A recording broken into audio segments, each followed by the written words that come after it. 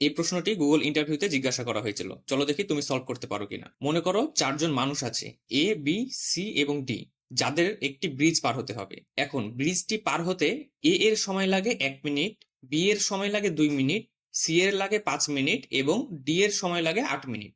তাদের কাছে একটি মাত্র টর্চ আছে। এখন শর্ত হচ্ছে টর্চ ছাড়া কেউ ব্রিজ পার হতে পারবে না এবং একসাথে সর্বোচ্চ 2জন মানুষ ব্রিজটি পার হতে পারবে এবং তাদের পার হওয়ার সময় হবে সেই 2জনের মধ্যে যে ধীর গতিতে চলে তার সময়ের সমান। এখন ভেবে দেখে বলো, তারা কি 15 মিনিটের মধ্যে ব্রিজটি পার হতে পারবে?